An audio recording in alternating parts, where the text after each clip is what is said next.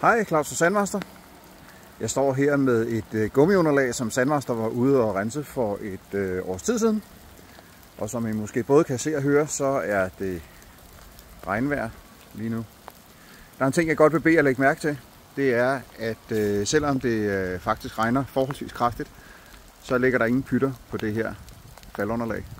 Og årsagen til, at der ikke ligger nogen pytter, det var som sagt, at vi rensede det for et år siden. Og det vil sige, at vi har renset de urenheder op, som var i gummiet, selvom det her egentlig er en gummibelægning, der har nogle år på banen.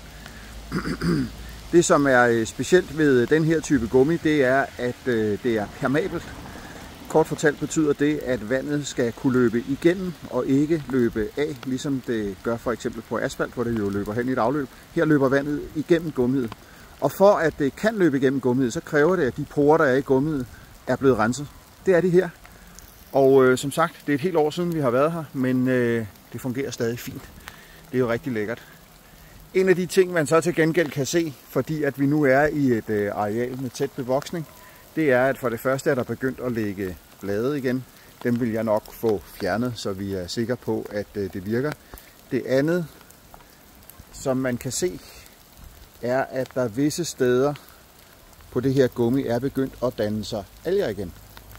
Og alger, det er så noget skab. Det bliver bare ved med at komme. Man kan ikke rigtig gøre noget ved det.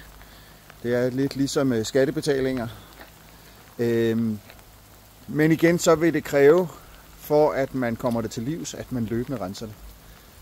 Og det har ikke noget med sikkerhed at gøre, fordi det er jo derfor, det her gummi er lagt. Men her har I et meget godt eksempel på det her med alger. Men det er simpelthen et spørgsmål om levetid, og derfor skal man have fjernet de her alger. Selve stødabsorberingen var fint, da vi var herude sidste år, og det vil jeg tro, at den fortsat er.